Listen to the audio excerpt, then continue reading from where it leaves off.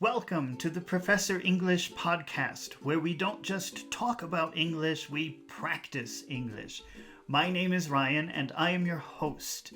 Today, we are going to practice using the phrase, look out for something, which is similar to look for, but there's one big difference. We will practice that difference today.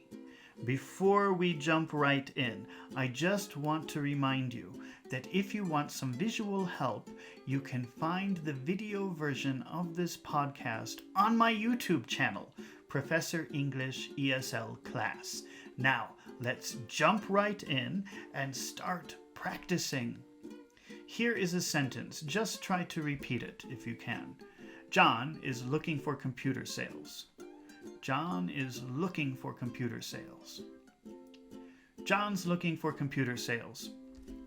Look for means John has a purpose. He went to the store, and the purpose of the trip to the store is to find computer sales.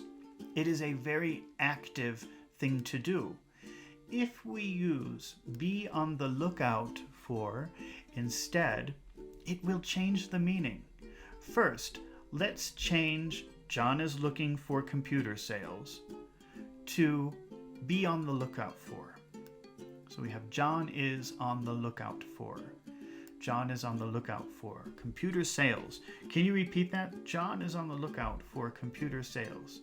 John is on. John's on. John's on the lookout for computer sales. John is on the lookout for computer sales. John's on the lookout for computer sales. This is a more passive action. Maybe John is going to the store to buy clothes. Maybe he is going to the store to buy furniture. His purpose for going out is not to find computer sales, but every time he goes out, he pays attention. He is alert for computer sales.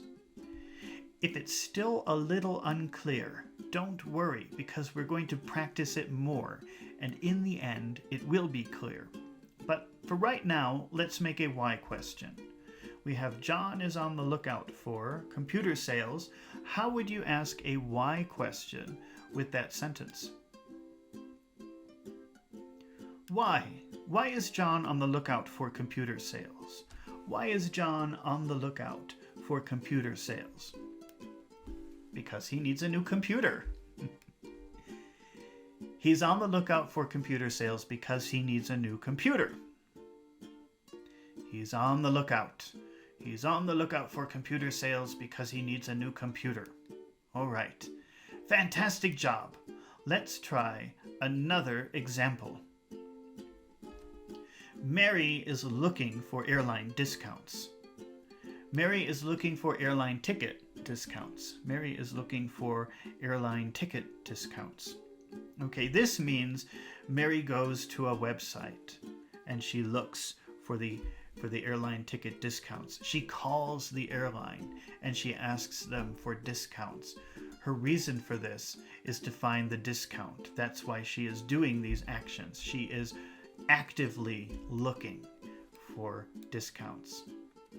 Did you notice that I'm using the present progressive? Mary is looking for, which means she's doing it now in the moment. Let's change this to is on the lookout for instead. Mary is on the lookout for airline ticket discounts. Mary is on the lookout. Mary's on the lookout. Mary is on. Mary's on. Mary is on the. Mary's on the. Mary's on the lookout for airline ticket discounts. This means she's not going to websites. She's not visiting websites. She is not calling the airlines actively, but she's always alert for this information. She's always paying attention in case she sees a discount in a very passive way. During the course of her other activities, she hopes to see some airline ticket discounts. And notice this is in present simple. Be on the lookout for is never in present continuous form. because it isn't just in the moment. It isn't just now looking for discounts, but it's always happening. Now, let's make a why question with Mary is on the lookout for airline tickets. How would you make a why question with that sentence? Why is Mary on the lookout for airline discounts? Why is Mary on the lookout for airline ticket discounts? Why is Mary on the lookout for airline ticket discounts? Here is the reason. Because she likes to travel. Because she likes to travel. Because she likes to travel. She's on the lookout for airline ticket discounts because she likes to travel. She's on the lookout for airline ticket discounts because she likes to travel.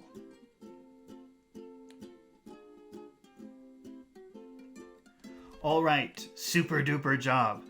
Let's try another example. But before we do, I just want to ask you if you find this English practice helpful and useful. And if you answered yes, please take a moment to subscribe to my channel so you won't miss more helpful and useful exercises. And if you are watching this podcast on my YouTube channel, Professor English ESL Class, don't forget to hit the like button. It helps my channel so much and lets me know that you want to see more practice videos just like this one. Now, let's keep practicing. Mark is looking for rent signs in his neighborhood. Mark is looking for rent signs in his neighborhood. Can you repeat that? Mark is looking for rent signs. Mark is looking for rent signs. Mark is looking for rent signs in his neighborhood. In his neighborhood. In his neighborhood. Mark is looking for rent signs in his neighborhood. When we say it like this, it sounds like he went out for a walk, and the purpose of the walk was to find apartments for rent. Let's change it to be on the lookout for. Mark is on the lookout for. Mark is on the lookout for rent signs in his neighborhood. Mark is on the lookout for rent signs in his neighborhood. Now it sounds like every time he goes out, maybe he goes to the store, maybe he goes to a restaurant, maybe he walks his dog in the park. Whatever the purpose for going out, he pays close attention, or he's very alert for seeing for rent signs.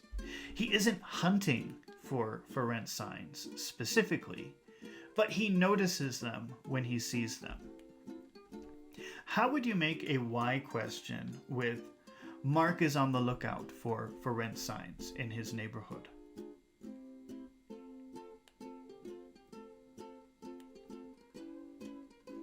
Why is Mark on the lookout for rent signs in his neighborhood? Why is Mark on the lookout for? Why is Mark on the lookout for? Why is Mark on the lookout for rent signs in his neighborhood? Why is Mark on the lookout for rent signs in his neighborhood? Here is the reason. He wants to move. He wants to move. He's on the lookout for rent signs in his neighborhood because he wants to move. He's on the lookout for rent signs in his neighborhood because he wants to move. All right, amazing job. Let's try one more. When Lisa goes into the city, she always looks for new restaurants. When Lisa goes into the city, she always looks for new restaurants. When Lisa goes into the city, she always looks for new restaurants. Okay, if we say it like this, it means she is actively looking for new restaurants. That's maybe the purpose of going into the city, or one of the most important reasons for going into the city. Look for new restaurants. Let's change it to be on the lookout for.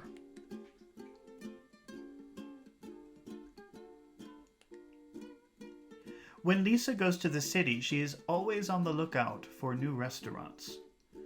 When Lisa goes to the city, she is always on the lookout for new restaurants. Now it sounds like she isn't searching for new restaurants, but when she is doing something else, maybe going to work, she notices them very easily.